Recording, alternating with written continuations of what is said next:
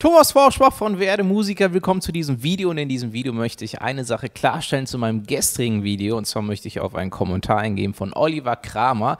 Oliver schreibt hier: Danke für den Hinweis, dass du die Lieder, die du hier in deinen Tutorials versuchst zu vermitteln, scheinbar alles Improvisationen sind. So habe ich dich zumindest gegen Ende dieses Videos verstanden. Also ihr könnt euch den ganzen Kommentar von Oliver noch weiter durchlesen, aber genau das möchte ich klarstellen. Die Tutorials, die ich zeige, und jetzt hier vor allen Dingen berufst du dich auch für Elise, das sind nicht alles Improvisationen, sondern Interpretationen. Also wenn das gestern falsch ankam, ja, dann habe ich das vielleicht ein bisschen falsch dargestellt. Zum Beispiel mein Für Elise-Tutorial ist natürlich schon genauso wie Für Elise in den meisten Noten zu finden ist. Und da kommen wir schon zum ersten Punkt. Was heißt in den meisten Noten?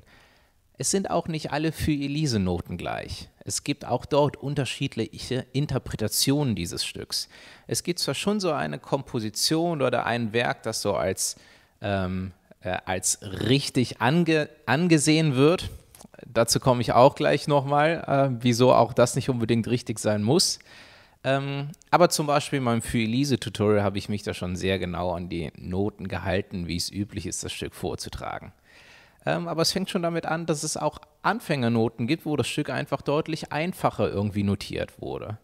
Die Sache ist, die Noten, die Leute, die diese Noten erstellen, das sind genauso Menschen. Noten sind kein Gesetz. Noten sind eine Schrift, wo etwas aufgeschrieben wird. Aber das, oft bekomme ich nämlich die Mail, ja, aber warte mal, in den Noten steht das anders. Was in den Noten steht, das muss doch richtig sein. Nein, es gibt auch Noten, die falsch sind. Es gibt auch Noten, die nicht gut notiert sind. Ich finde sogar in Zeiten des Internets sehr, sehr viele sogar. Okay, aber das ist eine andere Sache. Noten sind letztendlich auch eine Interpretation von vielen. Jetzt gerade bei klassischen Stücken ist es ein bisschen was anderes als zum Beispiel bei Popstücken, nämlich da gibt es noch viel mehr Interpretationsspielraum oder dort wird vor allen Dingen viel mehr damit gespielt. Zum Beispiel, wenn ihr jetzt irgendein Songbook habt mit Noten mit ganz aktuellen Stücken und Songs, die im Original von einer Band gespielt wurden, also nicht nur auf dem Klavier, sondern wo ganz viele unterschiedliche Instrumente spielen, Schlagzeug, Bass, Gitarre, Gesang, Synthesizer oder auch beim Orchester unterschiedliche Instrumentengruppen, Bläser, Trompeten, Streicher, Geigen, Cello und so weiter, ja. Dann muss das natürlich auch irgendwie übersetzt werden aufs Klavier. Da gibt es halt ein Arrangement, eine mögliche Interpretation, aber es gibt so viele Möglichkeiten.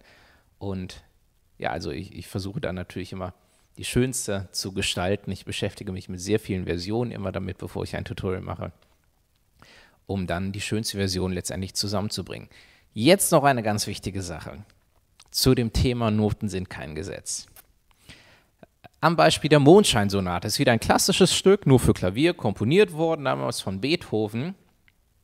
Aber da weiß man zum Beispiel heute gar nicht, ob die Noten, also erstens gibt es den Namen Mondscheinsonate, der stammt gar nicht von Beethoven, er hat das ganz anders. Nach seinem Tod ist erst der Name Mondscheinsonate entstanden.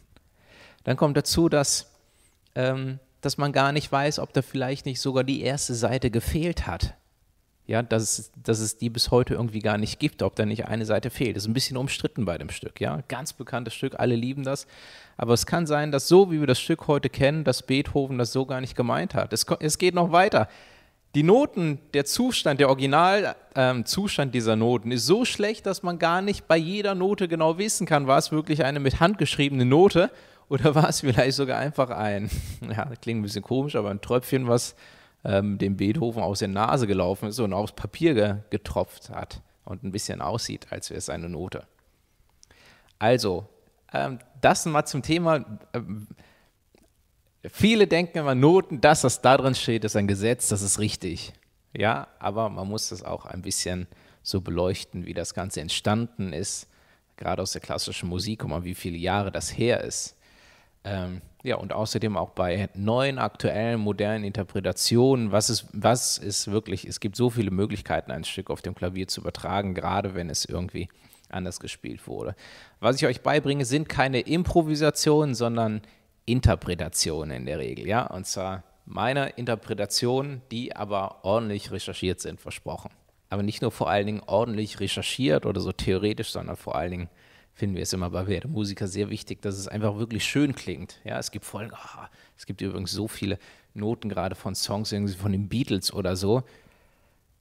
Da denke ich, ob das eine Maschine geschrieben hat oder ein Mensch, weil es so statisch klingt oder so. Also wir finden immer sehr wichtig, dass es auch wirklich nach schöner Musik klingt. Und natürlich auch im Sinne des Komponisten, des Interpreten ursprünglich auch so gedacht war. Schaut euch unbedingt dazu auch in meinem Tutorial von River Flows in You Teil 6 und Teil 7 an. Ich verlinke euch das in der Videobeschreibung.